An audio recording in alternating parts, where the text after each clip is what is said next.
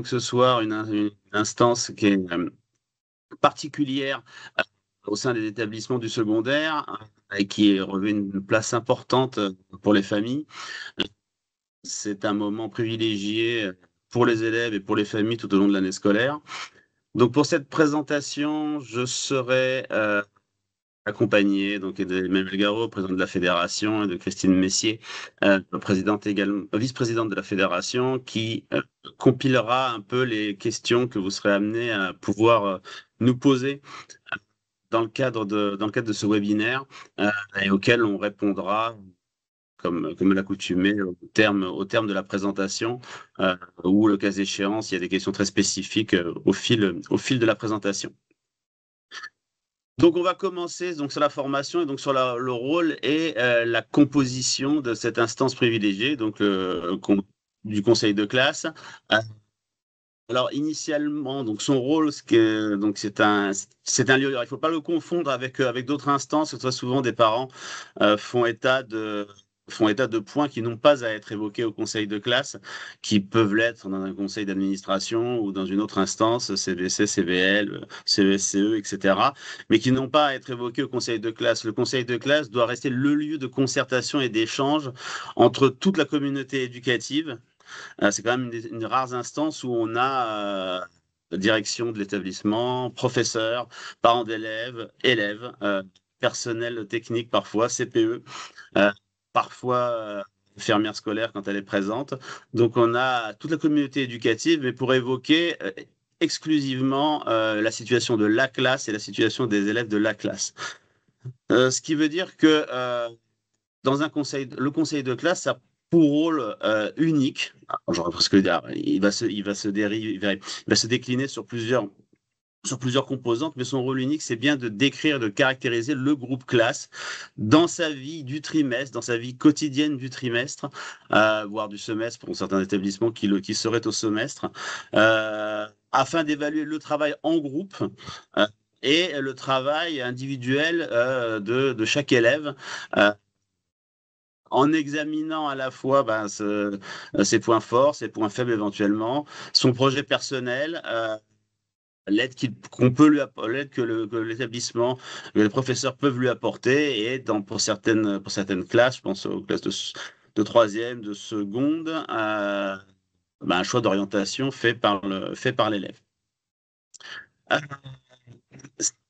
Justement, donc il y a quand même sur le secondaire, au collège et au lycée, 2 années charnières qui sont des années dites d'orientation, où là, le conseil de classe revêt évidemment une importance exacerbée, enfin augmentée, parce qu'il va permettre effectivement à l'élève de poursuivre selon ce qu'il souhaite, plus ou moins ce qu'il souhaite. On verra plus tard dans la formation qu'il peut y avoir des difficultés entre le choix de l'élève et le choix de l'établissement et la proposition de l'établissement. Mais évidemment, la classe de troisième et la classe de seconde qui vont orienter soit vers une seconde générale ou professionnelle, soit vers une première générale ou technologique, les élèves. Donc, ce sont 2 années charnières. En général, c'est là que les parents font davantage appel à vous sur ces 2 années-là. En général, les conseils de classe de troisième et de seconde sont assez chargés pour les parents d'élèves qui y interviennent. Le conseil de classe donc va examiner la pédagogie, les questions pédagogiques qui intéressent d'abord la vie de classe, pris dans son intégralité, pris dans son ensemble. Comment se comporte la classe? Est-ce qu'il y a des difficultés particulières que l'on peut reconnaître à l'ensemble des élèves de la classe ou à certains groupes qui influent sur d'autres? On va avoir aussi individuellement les modalités d'organisation du travail de chaque élève, avec le déroulement de sa scolarité tout au long du trimestre. Alors, sa scolarité, et c'est là que la CPE a aussi son importance, ça inclut ses résultats, puis éventuellement en troisième et en seconde, c'est choix d'orientation, mais pas que. De plus en plus, c'est pas de plus en plus, c'est-à-dire que réellement, il y a une part importante pour l'examen. Alors, si l'élève, il n'y a pas de difficulté, tout se passe bien, ça peut aller très vite. D'ailleurs, c'est parfois un peu frustrant pour les parents d'élèves de voir que ça va extrêmement vite pour certains élèves. Mais la part de comportement, de l'examen du comportement de l'élève tout au long du trimestre est importante. Alors, ça ne veut pas dire un comportement disciplinaire, ça veut dire aussi un comportement, comment il se situe dans le lycée, dans les attendus du lycée ou du collège, comment il se comporte. Comment il est dans les disciplines, dans un certain nombre de disciplines qui peuvent lui servir plus tard pour son orientation. Et cette question de comportement, elle est très importante après au lycée. On le verra, hein, dans le dossier Parcoursup, c'est un élément qui est fondamental dans l'appréciation qu'on peut donner à l'élève, sur l'élève, dans la procédure Parcoursup et dès la classe de première. Donc il va émettre donc une appréciation globale sur la classe et il va faire le choix, faire un choix d'orientation par rapport à celui qui a été sollicité par l'élève. Majoritairement, il va aller dans le sens de l'élève. Il peut arriver effectivement qu'il y ait on le verra au terme de cette présentation, il peut y arriver qu'il y ait des désaccords entre la famille et l'élève, donc des accords qui vous appartient de gérer, au conseil de classe. Et après, le cas échéant, si vous intervenez aux commissions d'appel, dans le cadre des commissions d'appel. Slide suivante, s'il vous plaît. Donc, voilà, quelque chose d'un peu rébarbatif, mais notre intervention, elle a deux sens et on peut la solliciter des chefs d'établissement parce qu'elle est basée sur des textes. Donc, on vous a repris en fait un texte ici qui est une circulaire qui reprend ce que doit faire le conseil de classe. Est-ce que en quelque sorte, pourquoi on vous met ce texte? C'est parce c'est un peu pour veiller à ce qu'effectivement son rôle soit effectivement celui-ci et pas un autre, soit impulsé par un parent d'une autre association, par exemple, ça peut arriver, ou impulsé par le chef d'établissement. Donc de manière un peu enfin, très très linéaire, donc l'évaluation, enfin cette circulaire rappelle que l'évaluation de l'élève peut se borner à un simple constat chiffré, donc c'est ce que je disais tout à l'heure. On va plus loin que une moyenne arithmétique, hein, d'autant plus que c'est de plus en plus difficile de faire des moyennes arithmétiques qui ont un véritable sens quand on a des matières de spécialité ou quand on a des disciplines qui sont plus annexes dans son parcours. Donc ça vise aussi à valoriser ce qu'a fait l'élève. Alors même si on n'a plus très souvent maintenant on n'a plus de récompenses, ce qu'on appelait les récompenses avant, encouragement, félicitations, etc., qui disparaissent de plus en plus. L'intérêt ici, c'est quand même de valoriser ce qu'a fait l'élève, euh, toute l'évolution qu'il a pu avoir au cours du trimestre. Alors ça vaut quand on est au deuxième trimestre ou au troisième, et de marquer effectivement que un élève qui va évoluer positivement, ou qui va suivre en fait les préconisations qui lui sont données, aura bien sûr une appréciation et une impression personnalisée qui sera extrêmement valorisante. Et quand on est dans le secondaire au lycée, toutes ces appréciations-là, tout qu'on peut donner de l'élève dans son comportement, dans sa capacité à suivre ce qu'on lui demande, à suivre ce qu'on lui propose de faire pour progresser, est toujours extrêmement valorisante pour l'élève. Slide suivante, s'il vous plaît. Donc la composition du conseil de classe, donc on voit, quand tout à l'heure je parlais que c'est une instance qui regroupe l'intégralité de la communauté éducative. Là, on le voit bien sur ce slide.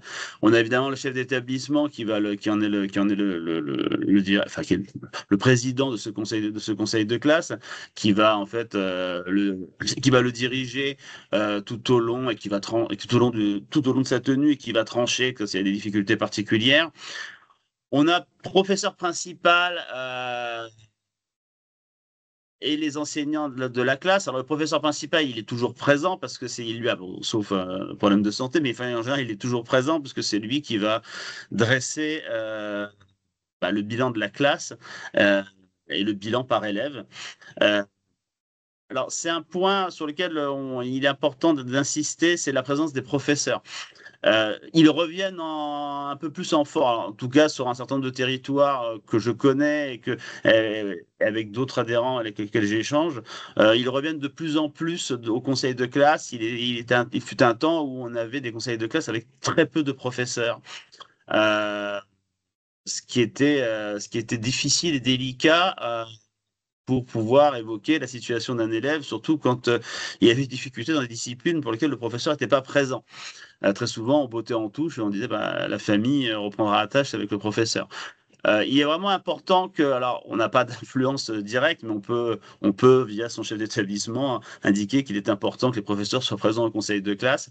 Moi, je trouve que c'est extrêmement important que les professeurs soient présents. C'est différent d'évoquer une situation en face à face avec un élève que de l'évoquer collégialement.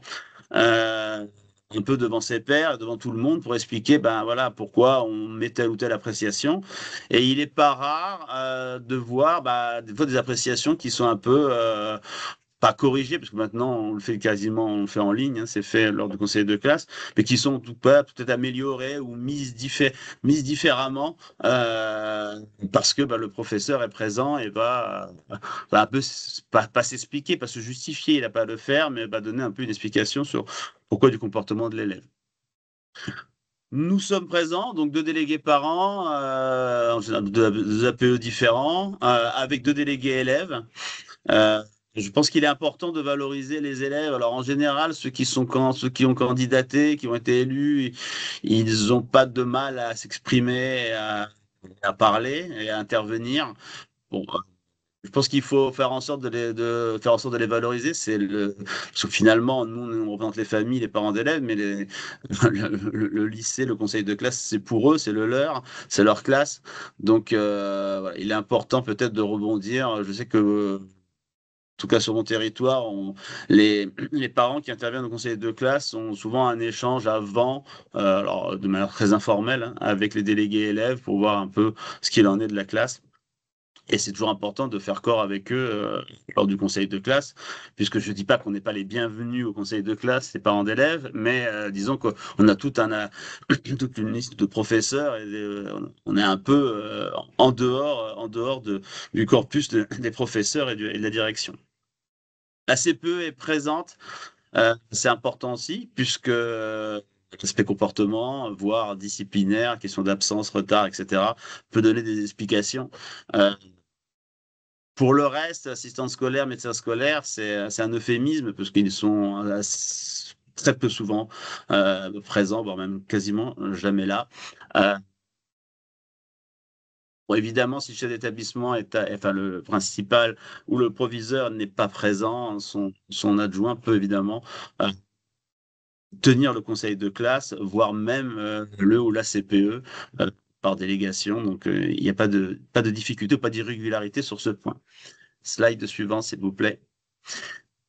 Donc sur l'attribution des sièges aux parents, alors c'est quelque chose bon, qui est maintenant, alors, qui a pu pendant des années poser toujours des difficultés. C'était toujours des joutes. Une dizaine d'années, c'était toujours une joute assez impressionnante pour pouvoir s'imposer au conseil de classe, surtout quand vous avez plus de deux APE dans un établissement. Ce qui, avec les APE indépendantes, bah, se retrouve de plus en plus. Donc, elle revendique d'avoir une place au conseil de classe. Euh, Toutes les associations peuvent présenter un parent au conseil de classe, mais il appartient au chef d'établissement de répartir ses parents au conseil de classe et il le fait par des textes. Hein, c'est proportionnel au suffrage obtenu lors des élections, ce qui vous est écrit.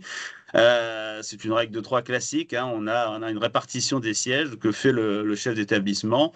On lui transmet les parents d'élèves qui souhaitent intervenir et il va répartir en fonction des résultats obtenus aux élections les parents d'élèves sur chacune des classes.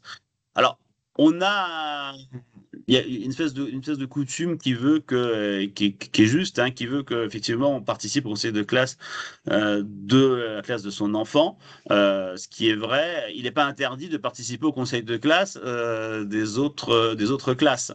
Alors, les chefs d'établissement, dans leur répartition en général, rajoutent ce critère de l'appartenance de l'enfant à la classe, mais il n'est pas interdit, évidemment, d'intervenir dans une classe annexe. Alors, la question d'être un délégué parent, je sais que ça existe encore sur un certain nombre de territoires. Euh, Globalement, alors ça va faire un peu parisianiste, mais ça, c'est quelque chose qui disparaît. C'est-à-dire qu'on n'a pas un délégué approprié à une classe, on a un parent d'élève qui indique effectivement connaître la classe et intervenir au conseil de classe. Donc après, naturellement, c'est vers lui que les parents d'élèves se tourneront quand ils ont des questions effectivement à poser. Euh, Dernier point sur ce slide. Bah, En pratique, il s'agit pas que deux associations de parents d'élèves s'affrontent au conseil de classe. Bon, on peut toujours s'affronter ailleurs si la matière, même si ça n'a pas tellement d'intérêt, hein. L'intérêt, c'est quand même les familles et les élèves. Mais en tout cas, s'il y a vraiment une instance où il faut faire neutralité absolue et être suffisamment en raccord entre représentants de parents d'élèves, c'est bien au conseil de classe. Euh, Bon, l'idée, effectivement, est de se mettre d'accord à- en amont de ce conseil avec l'autre parent pour savoir qui fera quoi et de quelle manière chacun d'entre vous interviendra à ce conseil de classe. Slide suivant. Sur le rôle de chacun de nous, de chacun des intervenants, donc je vais présenter qui ils étaient sur le conseil de classe. À titre personnel, je trouve que c'est sans doute l'un des rôles le plus importants. Je dis pas qu'administrer, faire partie du conseil d'administration de l'établissement est pas un rôle important, mais je pense que dans ce qu'est une association de parents d'élèves et dans la relation qu'on peut avoir avec les parents, c'est sans doute le conseil de classe qui est l'instance qui nous permet le plus d'être dans ce qu'on appelle maintenant un peu vulgairement la coéducation, mais dans le fonctionnement, dans la possibilité donnée aux parents d'élèves d'être dans l'établissement scolaire, c'est sans doute le conseil de classe qui a la part, enfin, qui a la part selon moi la plus importante parce qu'elle nous fait entrer un peu dans la pédagogie des professeurs, puisque dans la manière dont ils vont présenter l'évaluation des élèves, on va un peu voir comment se passe cette pédagogie. Et vous savez qu'en général, c'est quelque chose qui est sauvegardé chasse gardée des professeurs, évidemment, dans lequel on n'intervient pas, on ne va pas entrer dans leur liberté pédagogique, mais au moins là, au conseil de classe, ça permet d'avoir cette présentation et de voir exactement ce qu'il en est. Donc on est vraiment ce trait d'union, hein, comme dit le slide, entre les familles et l'établissement, et on va dire presque le trait d'union scolaire. Euh, Plus que de dire que la cantine c'est pas bon ou c'est pas correct, que telle ou telle chose ne convienne pas. Là, on est vraiment dans la scolarité de l'enfant, des enfants, et on peut effectivement exposer les situations concernant les élèves dans cette instance. Voilà, on vous présente un triptyque, c'est-à-dire vous représentez les parents d'élèves de la classe, euh, permettre aux responsables, enfin permettre à chaque parent délégué d'avoir une formation en amont et de savoir ce qu'il en est pour pouvoir transmettre les informations et pour pouvoir être le plus efficace possible lors du conseil de classe. Et, et presque paradoxalement, mais c'est l'un des endroits où on peut le plus faire valoir l'association pour laquelle on intervient. C'est-à-dire qu'on peut à travers le conseil de classe, que ce soit en amont, on verra dans le slide suivant, s'il te plaît, ce voilà, ce qu'il en est de manière plus spécifique, mais on peut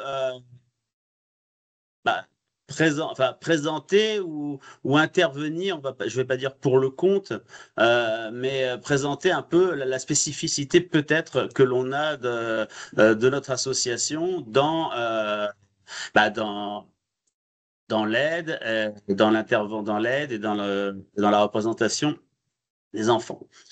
Alors, les cas spécifiques qu'on retrouve systématiquement, c'est le positionnement, enfin les difficultés que peut rencontrer un parent d'élève au conseil de classe, c'est son positionnement par rapport à cette instance. Euh, Positionnement premier, c'est-à-dire au regard de son propre enfant, d'où la question qui vous est présentée dans le slide. Euh, Puis-je intervenir pour le compte de mon enfant? Vous le savez, les usages veulent que non.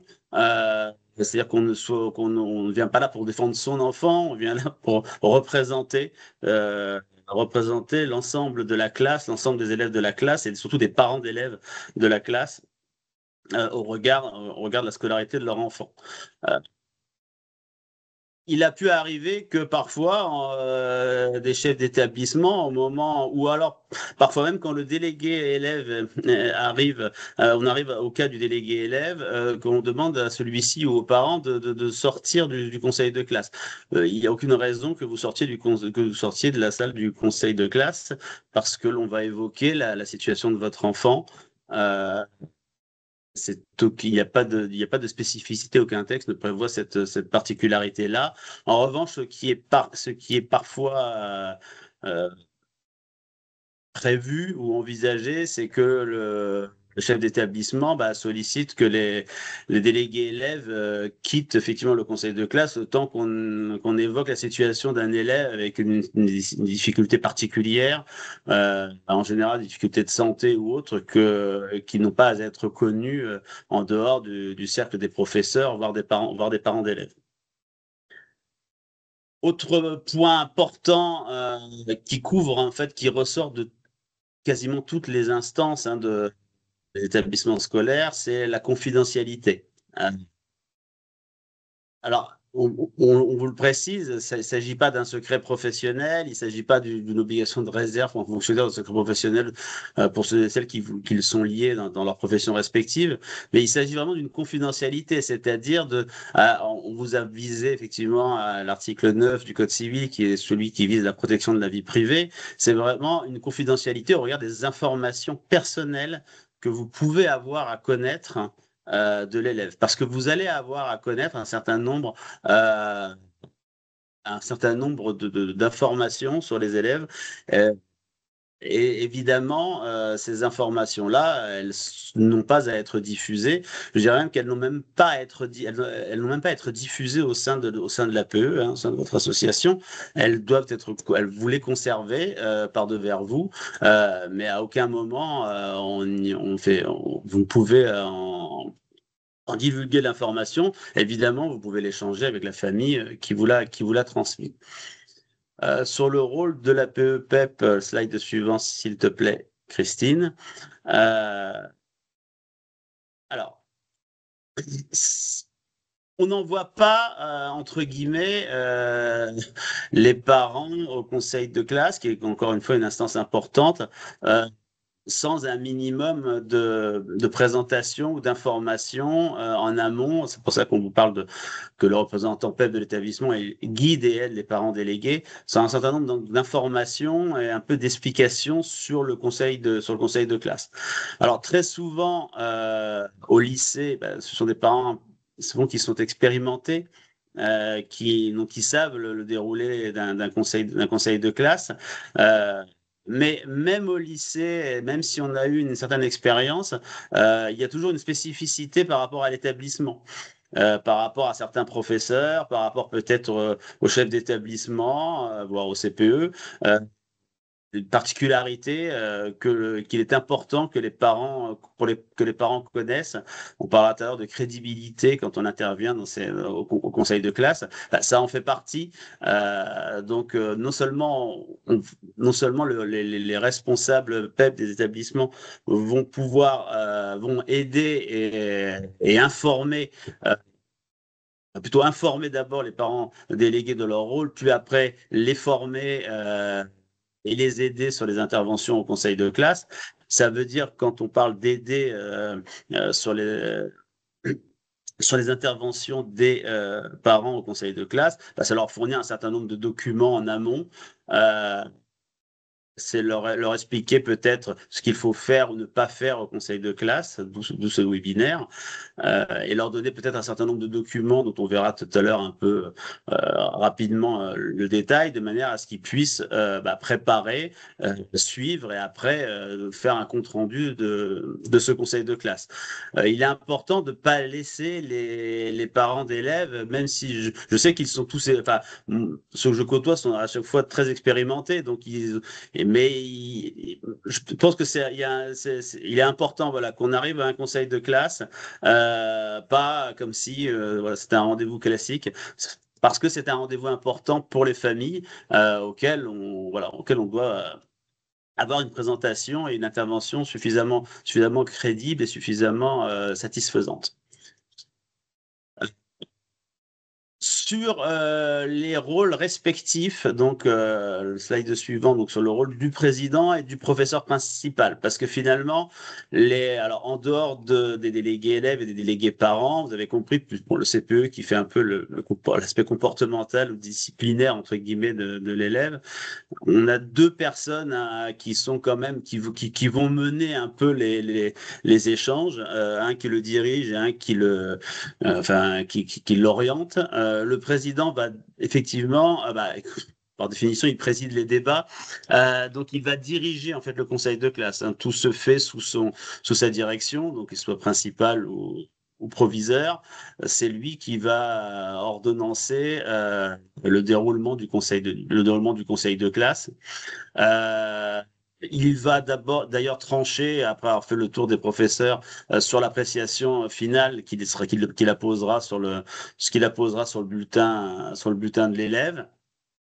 Quand il s'agit d'une orientation à certains niveaux, que ce soit en classe de troisième, en classe de seconde, il va donner son avis, il va fixer, et c'est lui au final qui fixera l'orientation, bon, de concert avec le conseil de classe, mais enfin, il a quand même un rôle prépondérant dans cette orientation en fonction de ce qui est souhaité par l'élève. Et éventuellement, s'il estime que le comportement de la classe ou le comportement de l'élève implique un certain nombre de mesures, alors pas disciplinaires hein, en l'état, ça sera autre chose, mais des mesures pédagogiques spécifiques qui peuvent aller d'un soutien, d'une rencontre de l'élève ou d'une rencontre de la famille. C'est lui effectivement qui le précisera lors du conseil de classe. Le professeur principal, il a pas du tout un rôle subalterne au conseil de classe, même si, évidemment, il est en dessous on va dire hiérarchiquement, si on peut parler ainsi du chef d'établissement, donc du président, mais il a la connaissance de la classe et il a surtout la connaissance de ce que pense la classe, d'une part, et de ce que pensent les professeurs de la classe, pardon, et de ce que pensent les professeurs de chaque élève. Donc, il les suit, ces élèves, il leur a donné un certain nombre d'informations tout au long de l'année. Et à travers sa coordination de l'équipe pédagogique, il va faire au conseil de classe une présentation déjà de la classe en amont. C'est un point important, c'est-à-dire que ça donne encore une ambiance de ce qu'est la classe, de ce qu'est la vie de classe. Et finalement, c'est important aussi de savoir dans quel cadre les élèves évoluent.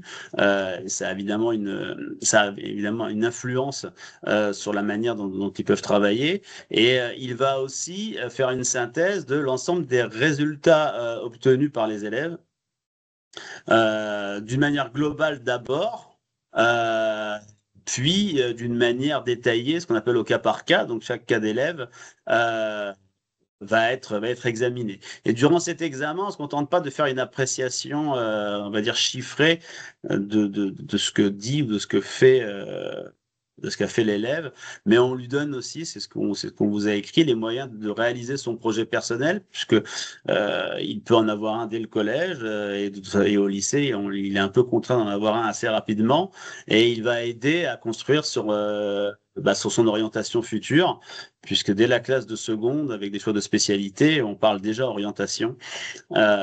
Donc c'est un point qui va suivre seconde, première et terminale les élèves qui sont au lycée. Avant le conseil de classe, vous avez un certain nombre de tâches à accomplir, alors de tâches, des tâches en tant que parent d'élève. Un conseil de classe, entre guillemets, pour faire simple, ça se prépare. Et ça se prépare avec les familles. Alors certes, parfois, elles répondent pas systématiquement à vos demandes, mais vous devez effectivement de préparer ces conseils de classe en amont. Alors peut-être que c'est des choses que vous connaissez et que vous faites, hein, donc vous pardonnerez d'enfoncer un peu des portes ouvertes, mais il est important d'avoir ce dialogue en amont et que les familles sachent qu'il y a on va dire entre guillemets un des leurs, quelqu'un qui a un enfant dans la classe, qui est parent d'élèves comme eux, euh, qui va intervenir au conseil de classe pour les représenter. Donc ça passe. Alors il y a plusieurs, il y a plusieurs voies possibles. Ça peut passer par un simple mail adressé aux parents disant que vous intervenez et en essayant de le cibler sur le niveau de la classe pour laquelle vous intervenez. Évidemment, on n'aura pas le même type de mail si c'est une classe de sixième que si vous êtes en classe de seconde où il y a une orientation qui va se décider à l'issue. Donc, d'avoir effectivement un mail adressé aux parents. Certes, dans certains établissements, les parents d'élèves font des questionnaires types qu'ils adressent aussi en amont aux parents pour avoir une synthèse de la classe et plus spécifiquement pour avoir des éléments sur leur enfant. Alors, on vous a mis quelques idées de questions. Vous pouvez les compléter, évidemment, toutes se valent. L'intégration de votre enfant dans la classe, son travail, l'ambiance, l'appréciation qu'il a de l'ambiance de classe. Est-ce qu'il rencontre des difficultés? Si oui, lesquelles, dans quelle matière, etc. Un certain nombre de questions, voilà, sur lesquelles vous pouvez vous appuyer, mais évidemment, elles ne sont pas, la liste n'est pas exhaustive. Vous pouvez la compléter avec vos expériences personnelles et avec ce que vous connaissez de la classe et de l'établissement. Bon, après, on vous a donné quelques pratico-pratiques, hein, une sorte de module clé en main. Bon, il faut vous fournir effectivement d'un certain nombre d'éléments pour écrire, pour noter, parce qu'on note beaucoup. Alors, soit vous tapez sur un PC ou une tablette, soit vous écrivez. Il y a pas mal de choses à connaître, enfin à retranscrire, pardon, lors d'un conseil de classe, parce qu'on verra après que vous pouvez être interrogé, le cas échéant, par les familles. Euh, Vous aurez en amont, c'est ce qui est un peu écrit en rouge, en amont, vous allez disposer d'une pièce importante qui est en fait les notes, enfin, ou du moins les résultats par matière obtenus par les élèves. Donc ce document, vous en disposez. Alors selon les établissements, on le communique assez en amont, ou pour d'autres, on le communique parfois le jour même du conseil de classe. C'est en fait alors il n'y a que le prénom normalement. Il est censé n'y avoir que le prénom et pas le nom de famille de l'élève, mais vous avez effectivement son prénom avec toutes ses notes dans toutes les matières et une sorte de moyenne finale. Moyenne par matière et moyenne finale de l'élève.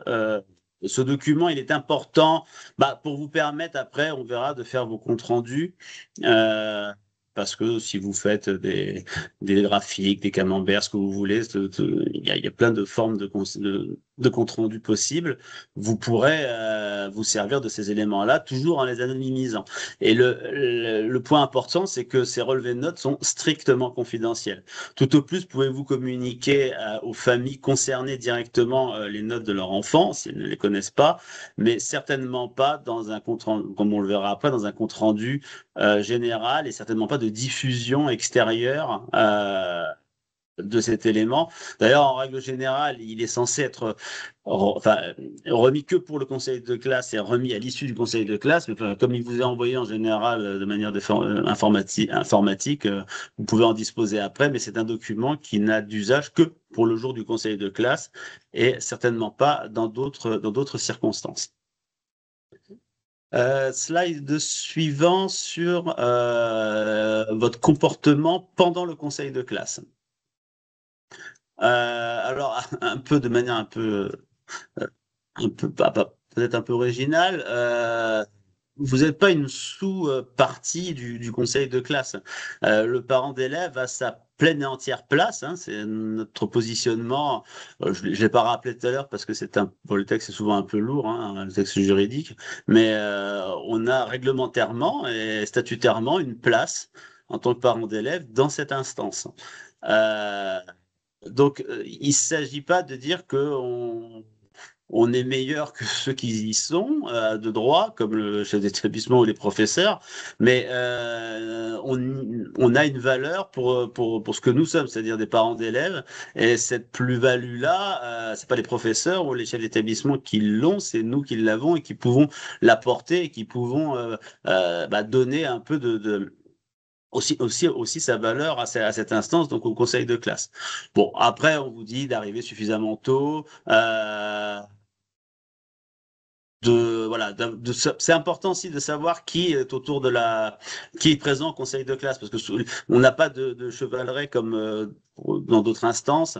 Les professeurs arrivent souvent au compte-gouttes, donc si on les connaît pas, il est important de savoir, de les connaître et de pas hésiter à. Alors je sais que c'est un peu parfois un peu de réserve, on n'ose pas demander, mais il est important, moi, je trouve que c'est important qu'au début du conseil de discipline, pardon, du conseil de classe, les professeurs puissent se présenter, enfin dire qui ils sont, voilà, dans quelle matière ils interviennent. On n'est pas censé tous les connaître spécifiquement, surtout quand on arrive dans un établissement. Le tableau, j'en ai parlé. Slide suivant, s'il te plaît. Alors, comme je l'ai un peu présenté tout à l'heure, donc le premier à prendre la parole, avant le chef d'établissement qui fait les civilités classiques, c'est le professeur principal qui va exposer, on parle de compte-rendu général du travail et du comportement de la classe. Euh, Très souvent, la partie comportement de la classe ça prend plus d'importance dans cette présentation. Si on va faire au poids, on est à souvent 30-70, on n'est pas à 50-50 parce que finalement le résultat, très généralement, ils vont le faire élève par élève. Donc, on apprécie, souvent c'est moins bien apprécié globalement les résultats de la classe que le comportement. Donc une fois que ce professeur principal a fait cette double présentation, en général il y a un tour de table des professeurs qui vont eux, dans leur discipline, présenter ce qu'il en est et comment ils ont perçu la classe sur ce trimestre, voire ce semestre. Euh, donc, voir ce semestre, ils vont présenter effectivement globalement, puis après, ils pourront intervenir dans le déroulé pour chaque élève. Euh, deux derniers points importants sur ce slide, c'est que en amont de l'examen des situations des élèves, au même titre que le professeur principal a fait une présentation globale de la classe, parole est donnée aussi aux délégués élèves. On est délégué parent, mais très souvent, de concert, il faut presque, je dis pas qu'il faut aider, mais il faut intervenir, je pense, de concert avec les délégués élèves, de manière à ce que eux aient la parole et qu'ils puissent effectivement présenter de manière sereine et qu'ils soient pas impressionnés, même s'ils le sont de moins en moins, mais de présenter ce qu'il en est et du travail qu'ils ont fait avec leurs camarades en amont du conseil de classe. Et on a la parole en dernier, dans la présentation générale. Euh, donc, alors, c'est une présentation générale. Donc, nous aussi, on est astreint à une présentation générale. On ne commence pas à rentrer dans le détail d'élèves. Euh, on rentre dans une présentation générale, on fait une sorte de globalité, d'où le travail en amont qu'on a évoqué tout à l'heure, qui est nécessaire, une globalité, un résumé de ce qu'est le fonctionnement de la classe durant ce trimestre ou ce semestre. Euh, voilà, on vous parle de la relation avec les élèves, donc d'aider effectivement aussi les élèves. En revanche, tout ce qui est problème individuel direct avec un professeur, parce que très souvent, on a ces remontées-là en disant, bah, tel professeur, ça se passe pas bien, ça se passe moins bien, il écoute pas, enfin bon, bref, un tas de situations que vous connaissez, que vous pouvez avoir dans une relation avec un professeur, qui sont justifiées ou qui ne le soient pas, peu importe, mais en tout cas, ce qui est certain, c'est que là, dans cette au conseil de classe du maire général et dans cette première présentation, on n'évoque pas directement une difficulté avec euh, comment on peut dire, un problème avec un professeur. Il faut être, l'intérêt, c'est le résultat par rapport à la classe. Affronter les professeurs en disant qu'il fait pas bien son travail pour schématiser les choses, ça n'aboutira à rien puisque aucun de ses pairs autour de la table n'ira dans votre sens. Donc, en revanche,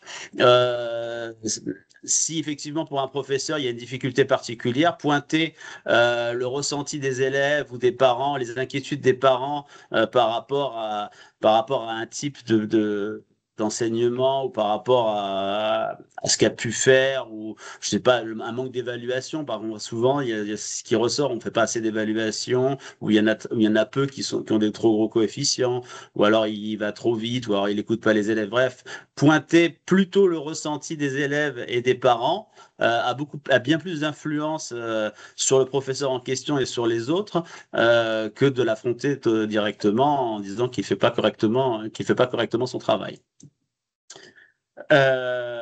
Donc, slide suivant. Donc, après la présentation des générales, ben, on passe au cas particulier des élèves. Donc, vous voyez lister ce qu'on voit dire. Alors, ça peut aller très vite. Hein. Parfois, le cas d'un élève, un conseil de classe au collège dure environ 1 heure, peut-être presque enfin 1h50 au lycée. Ça peut aller assez vite pour chaque élève. Parfois, ça peut être plus long pour certains d'entre eux. Alors, c'est là qu'on a, nous, un rôle important, mais un rôle important à prendre avec mesure. Euh, C'est-à-dire que vous avez eu connaissance. Alors, d'abord, il faut prendre en note tout ce qu'on va dire sur l'élève. Euh, tout ce qui va être dit sur l'élève, il faut pouvoir le reporter, le dire aux familles qui vous solliciteraient après le conseil de classe. C'est pas systématique, mais ça arrive. Euh, donc, il faut, s'il y a des situations, bon, si un élève tout va bien, bah, tout va bien. Maintenant, s'il y a des situations particulières où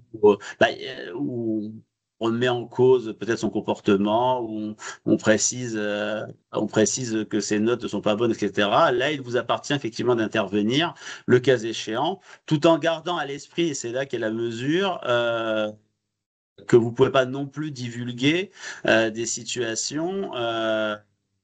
Que la famille vous aurait fait part concernant l'élève. Vous pouvez appuyer sur certaines problématiques, mais s'il y a des cas trop importants ou trop graves le concernant, c'est le genre de choses qui se fait davantage en amont par échange avec le professeur principal, voire avec le chef d'établissement, mais pas frontalement lors de l'examen de chaque cas d'élève. En revanche, vous pouvez vous servir de ce que vous savez pour un peu mesurer les reproches qui pourraient être faits, entre guillemets, je parle de reproches, mais le terme peut-être le plus approprié, et qui pourrait être fait à l'élève. Donc, le slide suivant, un peu une sorte de vadémécum de faire, ne pas faire, accepter. Bon, ça paraît, mais bon, c'est aussi une instance, le conseil de classe, où on peut facilement s'emporter, où on peut facilement trouver que des situations sont injustes, ou ne sont pas appropriées. Donc, c'est pour ça que, bon, les élèves, on vous dit de les défendre, mais de le défendre avec calme, mais aussi de les calmer eux-mêmes. Et d'apporter finalement votre plus-value de parent d'élève, votre sensibilité de parent d'élève. Euh, les professeurs ont aussi des enfants la plupart du temps, mais eux sont dans une instance où ils raisonnent titre de professeur. Nous, on intervient dans une instance où nous sommes parents. Donc cette sensibilité-là, il faut à ce moment-là la faire ressortir. Voilà. Euh, Donnez aussi votre avis peut-être sur l'influence de la situation globale de la classe sur un élève en particulier. Je ne sais pas, c'est une classe où il y a beaucoup de bavardage assez bruyante. Si vous avez un élève qui est sensible à ce genre de situation, bah, il va peut-être moins bien travailler que s'il est dans une classe où il y a moins de bavardage ou moins, ce qui ne veut pas dire que par contre, si on peut bavarder et avoir de bons résultats, mais voilà, ça peut avoir une incidence sur son attitude, sur son travail. Donc, il faut pas hésiter à en faire état. On vous a bien précisé que on ne met pas, donc je reviens sur ce que j'ai dit tout à l'heure, qu'on ne met pas en cause directement un enseignant, qu'on n'est pas dans un tribunal. Donc, bah, on se comporte comme on se comporte dans la vie de tous les jours, c'est-à-dire qu'on se comporte de manière civilement correcte, pas d'agression évidemment, mais il faut aussi montrer qu'on est d'une partie de l'instance. Si le chef d'établissement bah, ne vous intègre pas complètement au conseil de classe, bah, montrer que même à situation particulière des élèves, on fait partie de cette instance et donc d'y intervenir dans l'intérêt des élèves et des familles. Slide suivant sur comprendre les enjeux du conseil de classe. Et alors là, c'est quelque chose qui est un peu plus technique sur lequel peut-être je vais passer peut-être plus rapidement. À chaque niveau de 6, 5, 4, 3, 2, 1 et terminale, il y a des exigences particulières au conseil de classe. Alors, j'ai pas la prétention de dire que je maîtrise systématiquement tous les socles pédagogiques pour chaque niveau, mais il faut intégrer que chaque niveau nécessite une compréhension particulière. Alors, on vous parle de socle commun de la primaire au collège. Donc, on vous liste effectivement quel est ce socle commun. Si on va sur le slide suivant, on va voir que bah, il peut y avoir des situations où on met en place un certain nombre de prérogatives à l'issue du conseil de classe. Euh, Quand on va à un conseil de classe, il faut savoir les enjeux de la classe du niveau de la classe pour laquelle on intervient. Au niveau, j'entends sixième, cinquième, etc. En sixième, on est dans une première année d'études secondaires, avec une connaissance bah, de l'établissement, avec une connaissance du type d'enseignement spécifique qu'il y a avec plusieurs professeurs, etc. C'est plus une classe d'adaptation. La cinquième serait une classe de consolidation, tandis que les quatrièmes et les troisièmes seraient déjà la quatrième, une année compliquée, hein, avec des acquis différents. Merci pour le palier d'orientation. Je reviendrai sur le PPRE rapidement tout à l'heure, mais voilà, avec des paliers spécifiques euh, en troisième pour l'orientation vers le lycée en seconde générale ou pro. Euh, et une fois que vous êtes au lycée, euh, chaque année a aussi son importance et a aussi son enjeu à travers le conseil de classe. Euh, la classe de seconde, euh, est une classe où au premier trimestre, on va voir comment l'élève s'est intégré dans ce qu'on lui demande au lycée, avec une maturité plus importante qu'ils n'ont pas toujours quand ils rentrent en seconde. Puis après, progressivement, on va aller vers une première forme d'orientation, finalement, qui sont les choix de spécialité. Donc, c'est une année qui est importante, puisque au terme de cette année, bah, l'élève sera orienté euh, soit vers une première générale, soit une première techno, mais surtout avec des choix de spécialité qui conditionnent, entre guillemets, je ne dis pas que ça ferme les portes, mais qui conditionnent un certain nombre d'orientations futures en études supérieures. Euh, Donc, juste un mot sur le PPRE, excuse-moi, Christine, le slide suivant, qui sont, qui souvent sont des, voilà, c'est un des éléments qui peut résulter alors je vais pas revenir sur sur le redoublement, sur les questions, effectivement, que vous voyez, rappeler, devant vous, mais, on peut avoir ce qu'on appelle, voilà, des PPRE, c'est-à-dire un document qui permet effectivement, de répondre aux difficultés justement que le conseil de classe a pu définir, a pu établir, de l'élève. Donc, et sa capacité, voilà, la capacité qu'a aussi le système scolaire de l'amener dans une amélioration de ses acquis scolaires et de sa formation, de sa scolarité. Si on reprend les paliers d'information, je suis désolé de Christine, voilà, merci. Euh, Globalement, si on prend voilà, si on prend les classes, la classe de seconde, hein, qui est celle qui va, ou la classe de troisième, hein, qui sont les deux classes d'orientation. On a un premier trimestre où on a voilà, on voit, on fait un bilan de ce qu'est l'élève. Ça fait déjà 3 ans ou une année si c'est au lycée, mais de 3 ans qu'il est au collège pour la troisième. Et normalement, il a été sensibilisé durant ce premier trimestre aux voies d'orientation. On a un deuxième trimestre où là, les familles interviennent. Elles ont fait un choix. Elles ont fait une intention de choix et c'est là que c'est important d'échanger en amont avec elles, parce que parfois leur choix n'est pas celui du conseil de classe. Et le conseil de classe va faire une proposition. Ça ne veut pas dire que ça ferme la porte à ce que à ce que veut la famille si c'est pas la même, mais il va faire une proposition, voilà, qu'il est important de rappeler aussi aux familles pour qu'elles puissent préparer elles-mêmes avec leur enfant à l'orientation de leur enfant. Et le troisième trimestre, on a un choix définitif des familles, enfin définitif, au sens, informatiquement parlant, on va dire, des familles. Et on a une décision, aussi définitive du conseil de classe. Alors c'est faussement définitive, parce que, vous avez la capacité, et cette présentation-là, pourquoi on intègre ce slide-là? Parce qu'elle est importante, dans votre présentation aux familles, dans votre explication aux familles.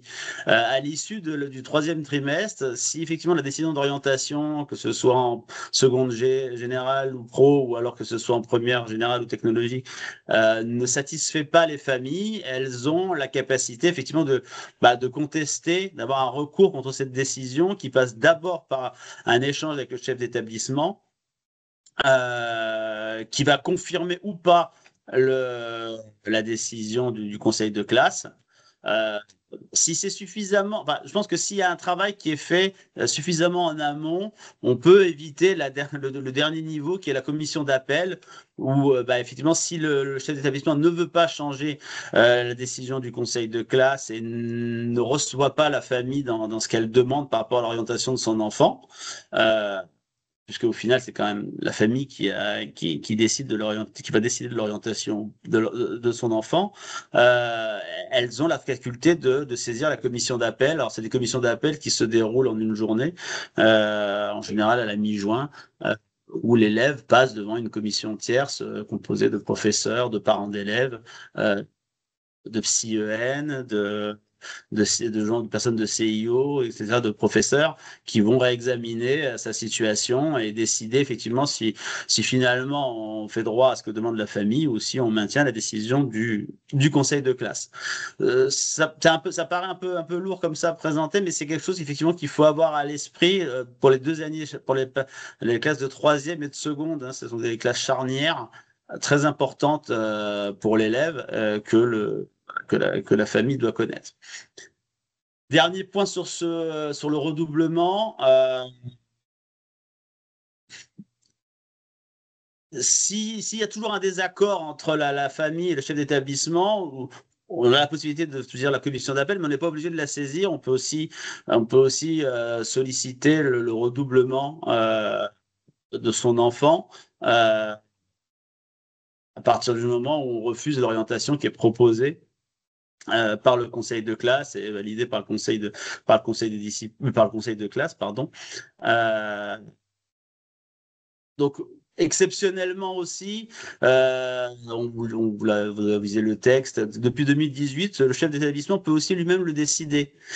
C'est de droit pour les familles qui demandent le redoublement, mais le chef d'établissement peut décider. Alors, très souvent, ce sont des difficultés d'ordre médical, un élève qui a été souvent absent parce qu'il a eu de soucis de santé, etc.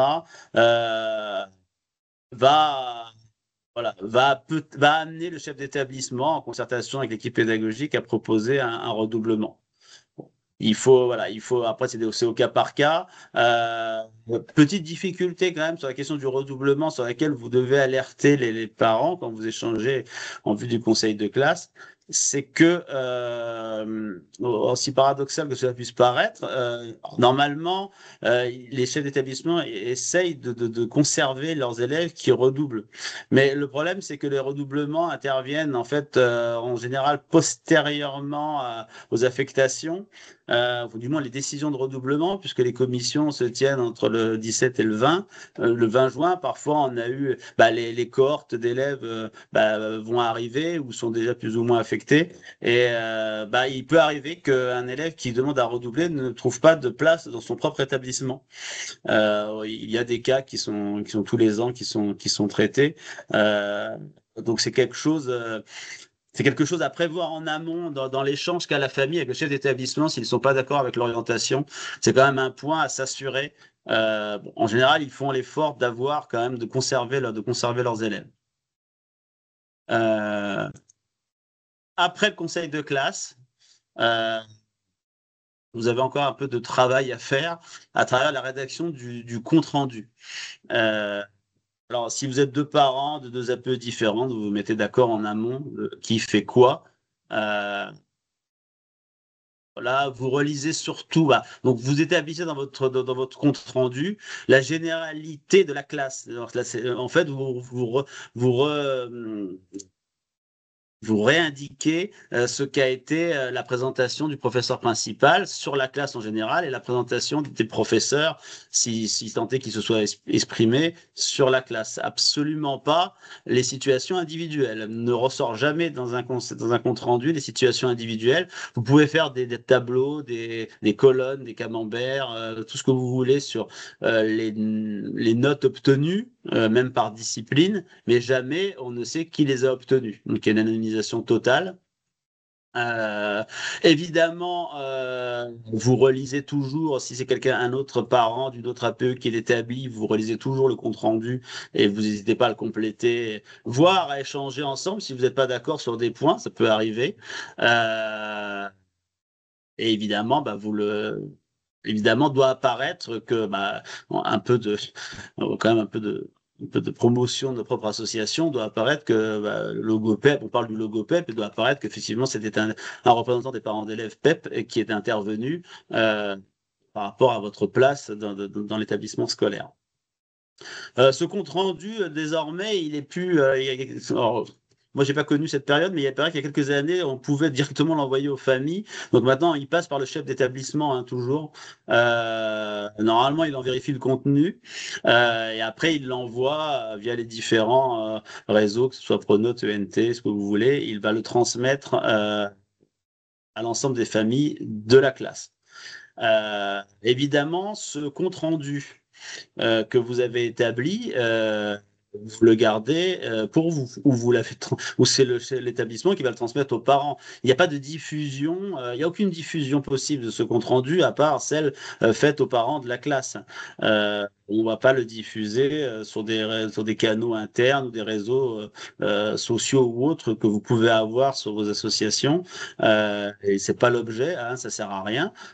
Et deux, c'est absolument pas l'objet à ce que soit communiqué sur des pages Facebook ou Instagram des comptes rendus de conseils de classe.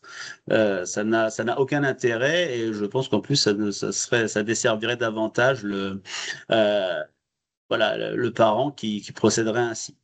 Pour en finir sur nos conseils, même si c'est tout ce qu'on vient de dire, donc les deux derniers slides, Christine, s'il te plaît. Évidemment, tout ce qu'on vient de vous dire, ce sont aussi des conseils, mais on va dire sur une sorte de conclusion. Et après, on vous laissera la parole. C'est une instance importante. Alors, je ne vais peut-être pas suivre stricto sensu ce qui est écrit, mais je pense que c'est une instance qui est très importante, le conseil de classe. Elle est importante parce qu'elle fait le lien entre les familles et le corps professoral et de direction, ce qui n'est pas souvent le cas de toutes les familles, parce que finalement, il y a que vous, en tant que délégué de parents d'élèves, qui intervenez souvent dans l'établissement, mais il y a des familles qui connaissent pas du tout le chef d'établissement, qui connaissent pas l'établissement. Donc, cette instance-là, 3 fois par an, 2 fois par an, est une instance qu'il faut privilégier, en tout cas, dans votre relation entre les parents et l'établissement. Et d'ailleurs, c'est l'instance qui permet, à mon sens, le mieux cette relation-là. Donc, il faut s'affirmer en tant que parent d'élève à cette instance. On n'est ni inférieur ni supérieur aux autres membres de cette instance. On a notre rôle de parent d'élève et de présenter en fait cette sensibilité-là voilà, lors du conseil de classe. Après, évidemment, être ponctuel, respectueux, diplomate, etc. Tout ça, je doute pas que ce soit des qualités que vous avez déjà, puisque c'est des qualités qu'il faut développer et avoir en tant que parent d'élève. J'en ai terminé cette présentation, donc c'est avec plaisir que j'écoute soit les interventions d'Emmanuel, soit de répondre le cas échéant à vos questions. Première question porte sur la confidentialité des informations qui sont échangées pendant le conseil de classe, avec la remarque suivante: comment prendre des notes compte tenu de la confidentialité des informations transmises? En fait, la confidentialité, c'est un comportement, une attitude que le parent d'élève doit avoir. Ça ne lui interdit pas d'avoir l'information. Il dispose de l'information en conseil de classe, il prend note de l'information en conseil de classe, il va exposer la généralité sur la classe, mais après, les éléments qu'il va avoir à connaître de l'élève, il va pouvoir les dire et les exposer qu'aux familles, qu'aux intéressés. C'est en ça qu'on parle de confidentialité. C'est-à-dire que une information confidentielle, c'est pas une information qu'on n'a pas ou qu'on ne doit pas avoir. C'est une information que l'on a mais qu'on ne doit pas divulguer, justement pour que d'autres ne la connaissent pas. Donc, au contraire, il faut prendre tout en note dans un conseil de classe, mais par contre, on ne peut pas diffuser ce qu'on prend en note, sauf au cas par cas, à la situation des élèves par rapport aux familles qui ont pu vous saisir. C'est en ça qu'on parle de confidentialité. Donc, ça interdit pas effectivement de prendre en note et d'avoir tous les éléments en main, mais la divulgation est soit totalement interdite, soit restreinte aux familles. Très bien. Deuxième question, vous parlez de l'importance de la préparation en amont, mais combien de temps avant le conseil est-on informé que l'on est désigné comme parent représentant la classe au sein du conseil? Alors ça va dépendre des chefs d'établissement. Normalement, on reçoit les plannings des conseils de classe une quinzaine de jours avant. Enfin, on va dire à peu près. Enfin, on voit entre les établissements qui ont la capacité de se projeter, on a les dates des conseils de classe, mais on sait à peu près quand on sait quand elles vont se tenir. Hein. Moi, sur l'établissement dans lequel j'interviens, je sais quand elles vont se tenir, c'est les conseils de classe du premier trimestre. Mais en revanche, je ne connais pas le planning, je ne connais pas à quelle date, à quelle heure vont avoir lieu tel ou tel conseil de classe. Donc, à partir de ce moment-là, en général, soit vous avez, comme il y a 2 parents d'élèves par conseil de classe, soit il y a 2 APE. C'est pas compliqué, c'est à chaque fois l'un ou l'autre, et ce sont au sein de vos propres APE que vous interrogez, que les responsables de chaque APE vont interroger leurs adhérents, vont interroger leur équipe pour savoir qui peut intervenir, qui souhaite intervenir à tel ou tel conseil de classe, de manière à ce que quand vous disposez du planning, vous pouvez dire là je me positionne, parce qu'il y a aussi une question d'horaire, de disponibilité, j'en ai pas parlé, mais Normalement, réglementairement, les conseillers de classe doivent se tenir à des horaires où les parents peuvent être présents. Ce qui veut dire au terme d'une activité journalière de travail. Donc approximativement 18h30 étant le premier horaire auquel doit se tenir le conseil de classe. En pratique, c'est absolument pas le cas. Et alors, surtout pas au troisième trimestre, que ce soit pour les troisièmes ou pour les secondes, parce qu'il y a des commissions d'appel. Et très souvent, en très peu de temps, si on veut faire un vrai troisième trimestre, les conseils de classe vont se tenir dans un temps extrêmement restreint. Donc, on sait voilà, on va avoir des horaires qui peuvent être à 8h ou 9h le matin pour des conseils de classe. C'est pas inédit. Donc, à partir du moment où on a ce planning et que vous vous êtes proposé au sein de votre APE comme pouvant intervenir au conseil de classe, si vous êtes deux APE, c'est pas compliqué, c'est un parent de chaque APE. Maintenant, s'il y a plusieurs APE, normalement, le chef d'établissement va solliciter les responsables de chacune des APE, en fait, s'il y en a trois ou quatre, pour leur demander quel parent va intervenir et il va faire sa propre répartition proportionnellement aux élections obtenues. Et là, c'est là que ça devient complexe, enfin complexe ou problématique pour l'organisation des parents d'élèves, c'est que selon les diligences de chacune des APE, voire du chef d'établissement, vous pouvez être informé 48 heures avant de votre intervention au conseil de classe. Donc c'est quelque chose effectivement qui doit être géré par les responsables d'APE pour insister, pour avoir le plus tôt possible la connaissance que vous pouvez intervenir au conseil de classe. D'autant plus qu'il faut informer les familles, et ça c'est une vraie problématique, parce qu'informer les familles 48 heures avant, il faut leur laisser aussi un peu de temps. On passe pas notre temps à répondre aux responsables de parents d'élèves ou aux parents d'élèves. Donc, il faut aussi leur laisser un peu de temps de leur côté pour pouvoir formuler ce qu'ils souhaitent éventuellement vous dire, voire échanger avec vous. Donc, c'est une vraie problématique qui doit être gérée normalement par le responsable de l'APE, qui doit faire pression pour avoir les éléments suffisamment tôt pour qu'il y ait cet échange avec les familles et que vous puissiez vous positionner à temps. La question suivante n'est pas à proprement parler une question, mais elle appelle certainement à quelques réflexions. Nous avons ici le cas d'un parent qui expose en particulier l'attitude d'un chef d'établissement qui a entendu et qui entend cadrer de manière très stricte le conseil de classe, au point de faire un document interne précisant un certain nombre de points, notamment dans le déroulement et la préparation même du conseil de classe, avec un rendez-vous entre le professeur principal et le personnel de direction qui sera présent au conseil de classe en amont du conseil. Un professeur principal qui est invité à présenter une synthèse générale au conseil de classe, mais qu'il présentera préalablement en amont au futur président du conseil de classe, donc au chef d'établissement ou à son adjoint, et qui stipule notamment que les conseils de classe seront limités à 1 heure. Bon, il y a comme ça quelques autres éléments qui sont ajoutés par cette personne, notamment des règles liées à l'obtention de félicitations dans tel ou tel dossier d'élève et ainsi de suite.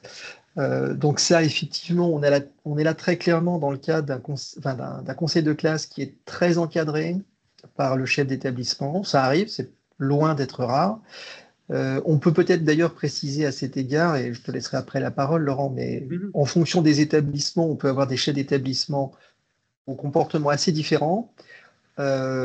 Certains qui tolèrent, par exemple, d'ailleurs, qu'il puisse y avoir en amont du conseil de classe une réunion préalable entre les représentants de parents d'élèves et le professeur principal, dans le cas d'une préparation du futur conseil de classe. C'est un dispositif qui n'a rien de réglementaire, donc certains chefs d'établissement le tolèrent, l'acceptent, l'encouragent, d'autres l'interdisent très strictement. Donc voilà, on peut être confronté à des attitudes en particulier de chefs d'établissement ou d'adjoints président du conseil de classe très différents. Et de ce point de vue-là, d'ailleurs, à titre personnel, moi j'ai connu des conseils de classe qui pouvaient osciller entre 30 minutes et 2 heures. J'ai notamment connu un chef d'établissement, un principal de collège, qui expédiait véritablement le conseil de classe en 30 minutes. d'autres évidemment qui prenaient plus de temps. Et peut-être que j'apporterai une dernière précision, c'est que bien souvent, le conseil de classe peut être particulièrement frustrant parce que parfois on va passer sur des cas d'élèves de manière extrêmement rapide et en particulier, le conseil de classe a tendance à s'attarder d'autant plus sur les dossiers d'élèves présentant des difficultés particulières et parfois expédier en 30 secondes ou une minute le dossier d'un élève qui, par ailleurs, lui, fonctionne plutôt bien, voire même est brillant, et qui peut se retrouver comme ça, expédié en 30 secondes. Là, je te laisse la parole par rapport à ça. Je pense qu'il y a effectivement une grande diversité de situations, et il peut y avoir effectivement, dans certains cas, la confrontation avec un chef d'établissement particulièrement rigoureux et qui entend bien cadrer le conseil de classe, pas forcément dans un sens toujours très favorable à la discussion et à l'échange avec les représentants de parents.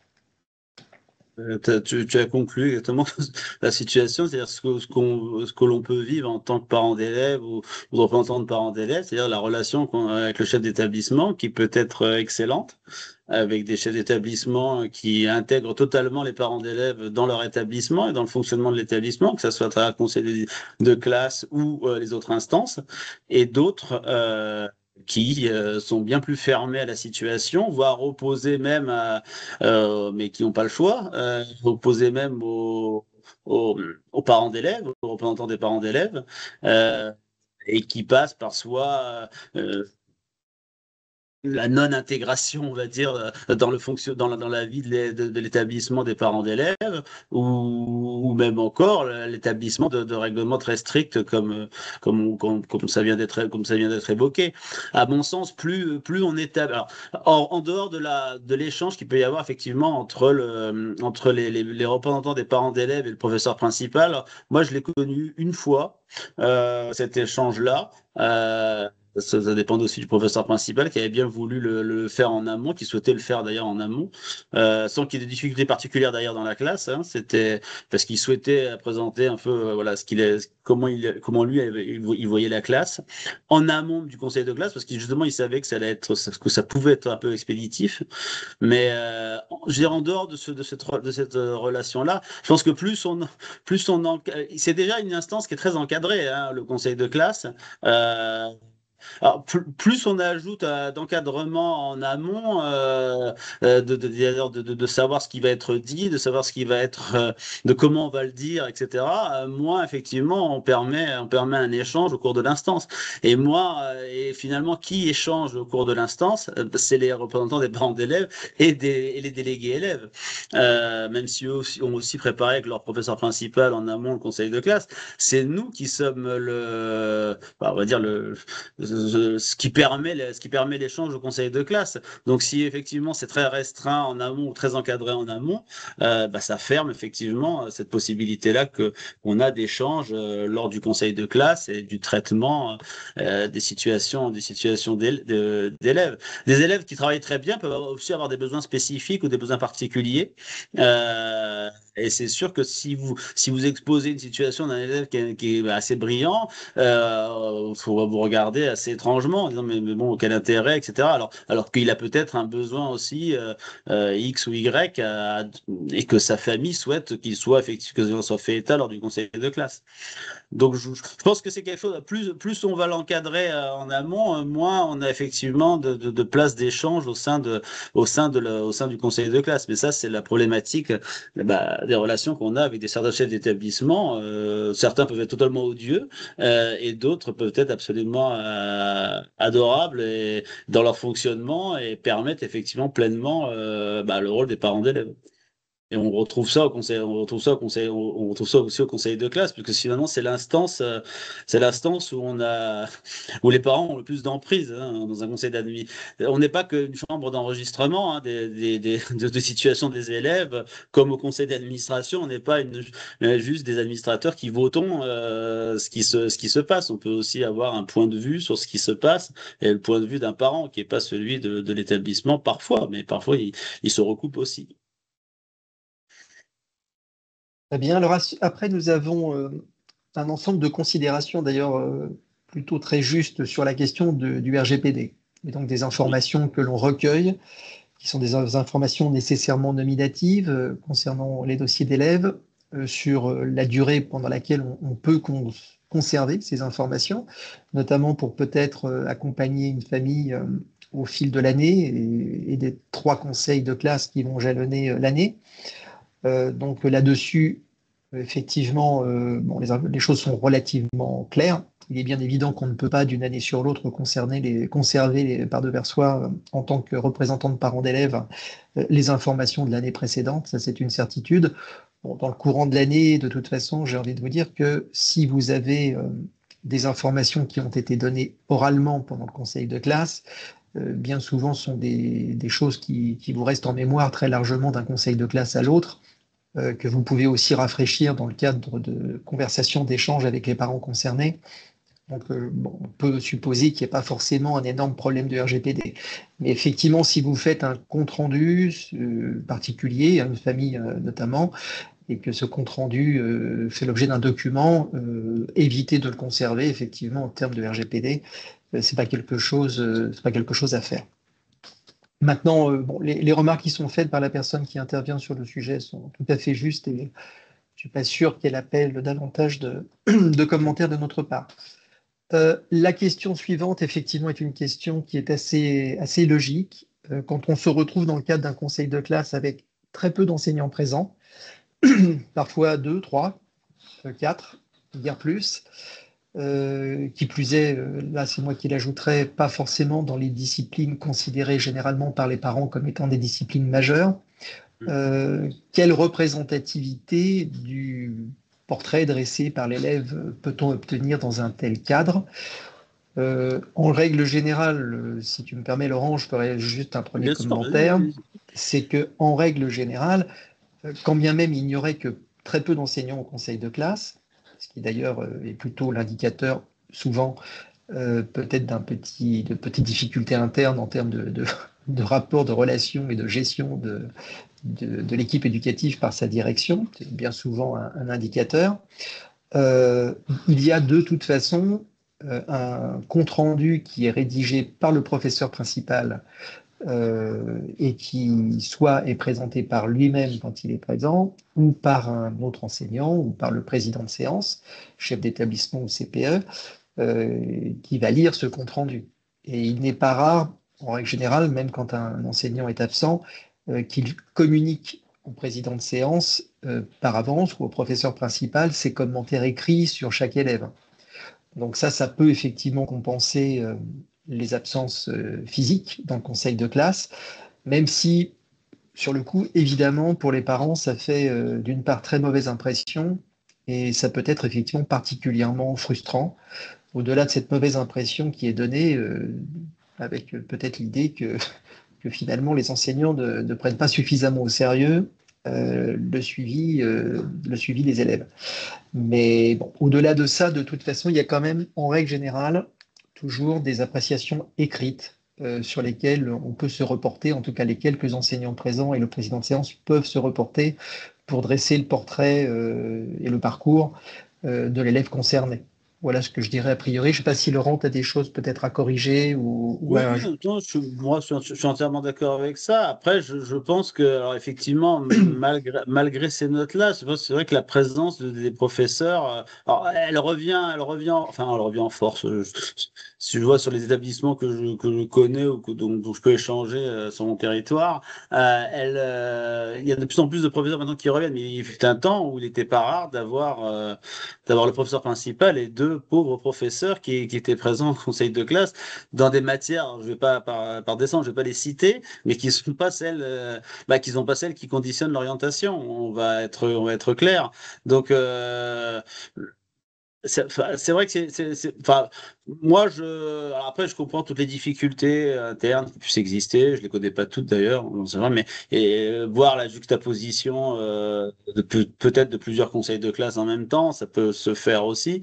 Mais très sincèrement, la présence des professeurs dans les matières dites fondamentales ou dans les matières qui sont de spécialité au lycée, moi, elle me semble indispensable, malgré effectivement, et ils le font systématiquement, hein, il y a toujours des rapports, des comptes rendus écrits que lit parfois le professeur principal, hein, comme tu l'as dit, Emmanuel, mais moi, je trouve que la présence du professeur dans les matières de spécialité, surtout quand l'appréciation écrite est négative, parce que parfois l'appréciation écrite elle est un peu négative hein, sur la classe, alors sur l'élève encore davantage, mais enfin voilà, pour moi voilà, c'est un moment où on peut échanger, où on peut avoir un dialogue euh, autre que le dialogue de son propre enfant quand on rencontre le professeur, les professeurs.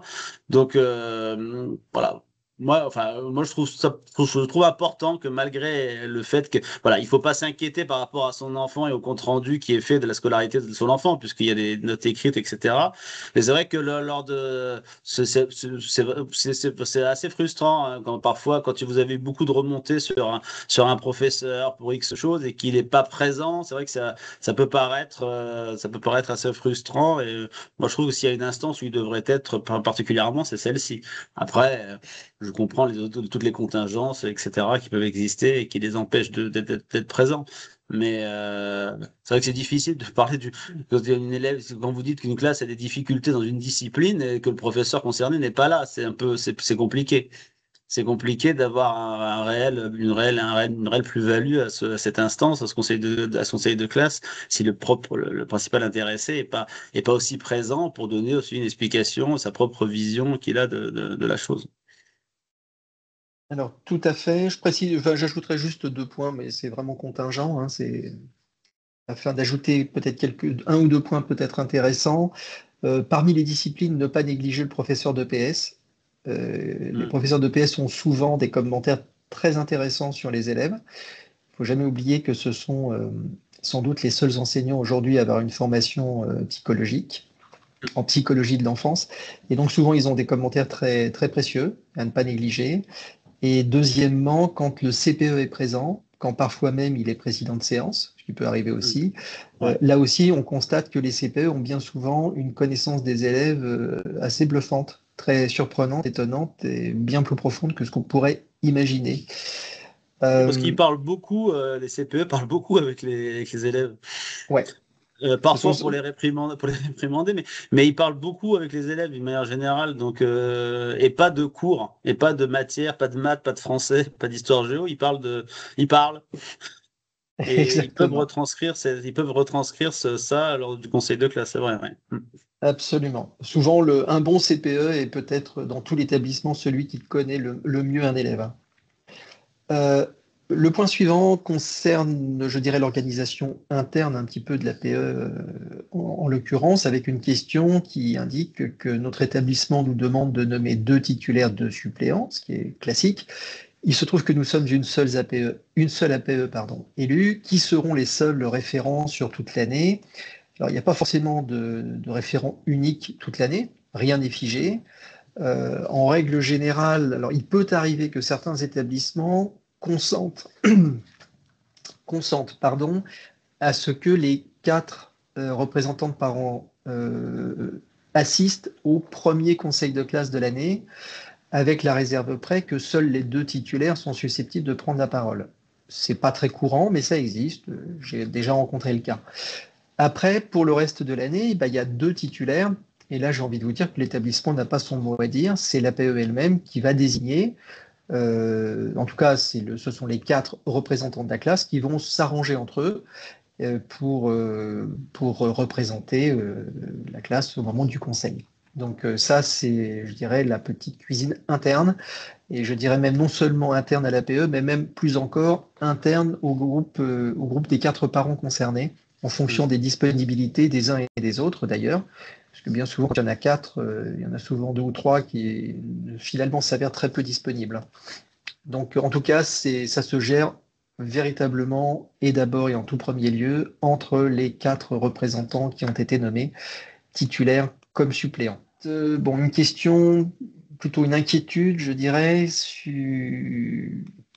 au regard des 15 jours susceptibles de séparer le moment où l'on annonce la tenue du conseil de classe et le délai nécessaire pour récupérer auprès des parents de la classe les informations qui seraient susceptibles d'être remontées ou prises en compte au moment du conseil de classe. Bon, le délai n'est pas très long, c'est vrai.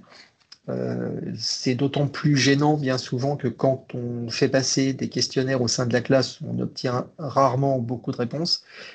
Quand on en obtient 3, 4, 5, c'est le bout du monde bien souvent. Bon, c'est pas forcément mauvais signe. Et souvent, sur les 4 ou 5, il y aura peut-être un ou deux parents qui remontera des informations, notamment parce qu'il a des inquiétudes particulières sur lesquelles on pourra l'accompagner. Le délai est court, mais bon, il faut bien faire avec. Je pense que c'est une contrainte et une contingence avec laquelle il faut compter sans qu'on puisse y faire grand-chose. En règle générale, on arrive quand même malgré tout à faire le travail correctement, me semble-t-il. Dernière question, si je ne me trompe pas, je vérifie quand même, mais oui, une dernière question. Y a-t-il un nombre minimum de conseils de classe par an pour chaque niveau? Alors, là, deux cas de figure, si j'ose dire. Normalement, trois par an, puisqu'on va fonctionner par trimestre. Ou alors deux par an si, dans certains cas, notamment dans certains lycées, on peut fonctionner au semestre. Auquel cas, effectivement, il y en aura deux. Alors, voilà, c'est le système d'organisation, hein, c'est trois ou deux en fonction de la répartition de l'année en trimestre ou en semestre. Laurent, je ne sais pas si tu as quelque Oui, chose à ajouter. non, euh, juste peut-être pas une pique, mais un point sur la semestrialisation, quoi, sur les difficultés euh, liées à la semestrialisation. Ça, dans l'établissement où j'étais, on l'a retenté pour les classes de première. Ouais, c'est une vraie difficulté et en fait à travers cette difficulté qu'ont les familles de bien connaître, de bien suivre la scolarité de leur enfant. Et justement, à ce moment-là, c'est posé la question de l'utilité du conseil de classe. C'est-à-dire que on voit que finalement, sur un semestre, alors il y a des bilans de mi-semestre, mais quand on a un premier conseil de classe au mois de février, bah, une part importante des familles qui ont écrit aux différents représentants de l'établissement dans lequel j'interviens, PEP dans lequel j'interviens, étaient sur l'utilité du conseil de classe. C'est-à-dire que voilà, ils attendaient le conseil de classe. Bon, en décembre, là, en semestre, il n'y en a pas, et ils l'attendaient avec impatience, justement pour faire un point sur leur enfant et d'avoir des réponses, des échanges avec l'équipe de professeurs en dehors du cas spécifique de leur enfant, mais plus globalement sur la scolarité de la classe. Donc, mais effectivement, oui, il y a trois ou deux.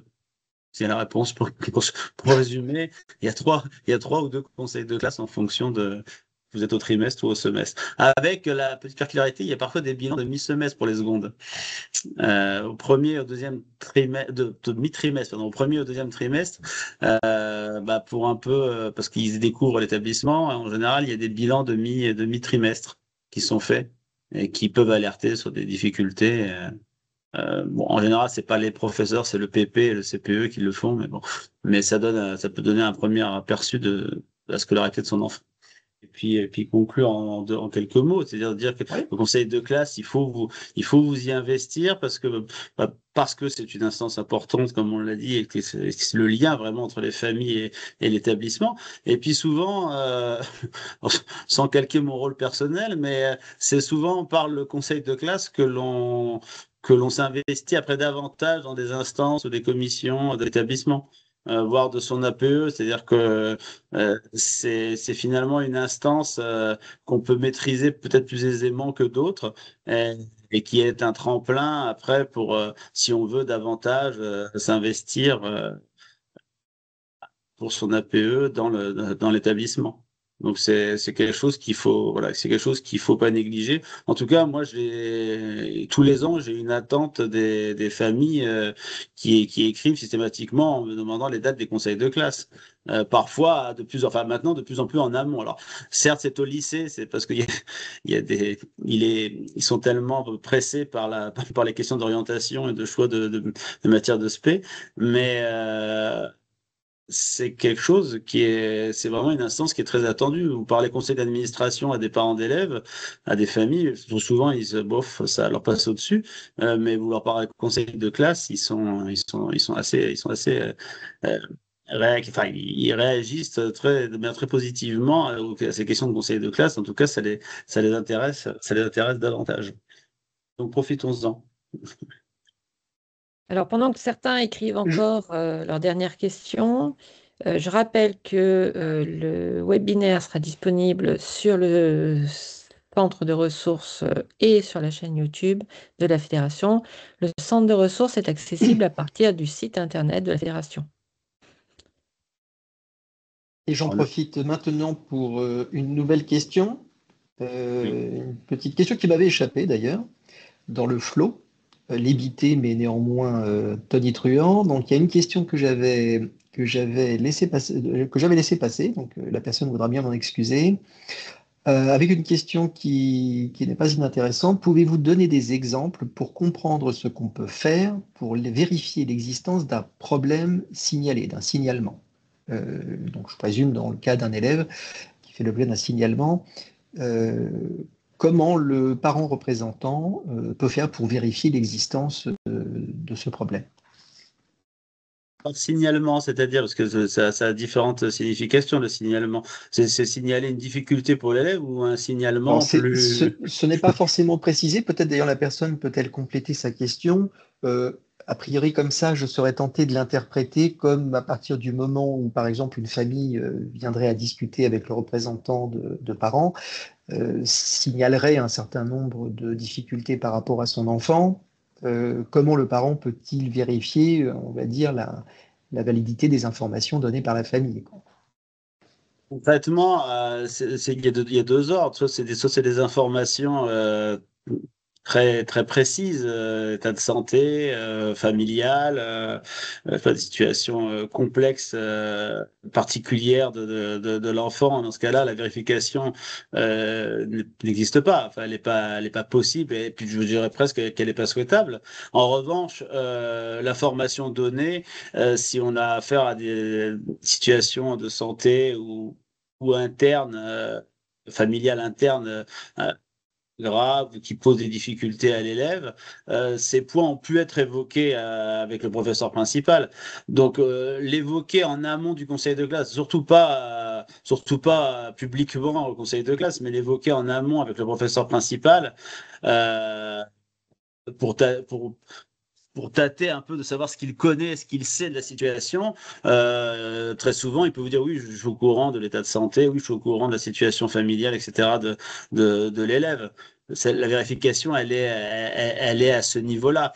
Mais comme cette information ne doit pas faire l'objet d'une évocation publique, mais auquel on peut renvoyer quand on prend le cas de l'élève, très sincèrement, la plupart du temps, enfin, j'ai rarement vu des professeurs, enfin, principaux ou même voilà, des chefs d'établissement qui découvraient une situation de santé ou personnelle grave d'un élève le jour du conseil de classe. C'est quand même connu en amont, mais c'est pas évocable au conseil de classe et la vérification se fait finalement à travers l'échange que vous pouvez avoir en amont du conseil de classe, juste avant hein, finalement, avec le professeur principal, sans évoquer directement la situation, mais en disant, voilà, en l'interrogeant, c'est le fait qu'il soit au courant, informé de ce qu'il en est d'une situation qui a été portée à votre connaissance. Très bien. Apparemment, la personne qui avait posé la question a renvoyé un message et il semblerait, selon ce qu'elle nous explique, que nous ayons correctement interprété son propos. D'accord. Ce qui est une très bonne chose. Une nouvelle question. Il faut juste que je la retrouve. Alors, est-ce que l'on peut nous demander de sortir du conseil de classe pour raison de confidentialité? Euh, Apparemment, la personne indique que cela lui est déjà arrivé. Alors, normalement, on fait sortir les délégués élèves quand on évoque une situation un peu particulière. Mais on peut, bon, ça m'est arrivé aussi. En fait, c'est une situation très particulière hein, entre un élève et un professeur. Qui faisait l'objet par ailleurs dans des instances académiques d'un traitement, donc qui n'a pas voilà qui n'a été évoqué qu'à travers l'équipe pédagogique et le chef d'établissement. Donc on a demandé aux délégués, enfin aux personnes qui ne sont pas directement dans l'établissement, donc aux délégués parents et élèves, de sortir le temps qu'il soit fait un point, je pense par le chef d'établissement sur cette situation particulière. En général, c'est fait avant. Bon, là, c'est parce qu'il n'avait pas eu le temps de l'avoir, s'il n'avait pas eu le temps de le faire, je ne sais pas. Après, je vois pas de raison, même pour votre enfant, pas expliquer, à faire une défense de votre enfant au conseil de classe. Vous n'avez rien à dire au conseil de classe. Si vous avez des choses à dire, vous le dites à l'autre parent qui le dira pour vous. Mais vous n'avez pas à sortir. Et il n'est pas question de sortir quand on évoque votre enfant au conseil de classe. Non. Mais par contre, vous n'intervenez pas pour lui. J'espère que nous avons été clairs. Et qu'on vous a donné envie de vous investir dans dans les différents conseils de classe si vous ne l'avez pas déjà fait, ou si vous n'avez pas déjà l'intention de le faire. Emmanuel, tu Exactement. as une question qui se glisse. Ah, Ah. alors ah oui, effectivement, ça vient juste d'arriver.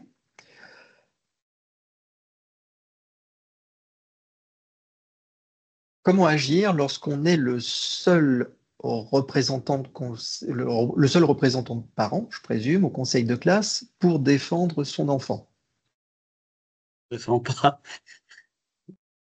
Voilà, donc là, on partirait sur le principe d'un représentant de parents qui aurait à défendre le cas de son enfant, en l'occurrence qui serait le seul représentant. Je pense que d'ailleurs qu'il soit le seul représentant ou non ne change pas forcément grand-chose. On peut supposer que de toute façon, même s'il y en a deux, si le représentant doit avoir à défendre le dossier de son enfant, il est sans doute préférable d'ailleurs que ce soit lui qui le fasse avec les informations pertinentes, plutôt peut-être qu'un collègue, surtout si le collègue se trouve être d'une autre association. Mais là, en l'occurrence, le parent, je pense qu'on a un peu évoqué le sujet tout à l'heure, Laurent, hein, mais on peut tout à fait en conseil de classe se retrouver directement concerné par effectivement le dossier de son enfant. Ça peut arriver évidemment par définition. Quand on est représentant de conseil de classe, c'est généralement parce qu'on a un enfant dans la classe en question et donc on peut être concerné par le sujet. Ce qu'il faut simplement, c'est, si j'ose dire simplement, c'est conserver la distance nécessaire, la courtoisie, la diplomatie, faire une démarche d'information, c'est-à-dire apporter des informations au conseil de classe que celui-ci n'aurait pas nécessairement, notamment sur le contexte familial, par exemple, et qui pourrait permettre d'éclairer, je dirais, le conseil de classe de manière beaucoup plus pertinente que s'il devait, par exemple, se contenter du comportement de l'élève dans la classe, de son niveau dans un certain nombre de disciplines, voire toutes.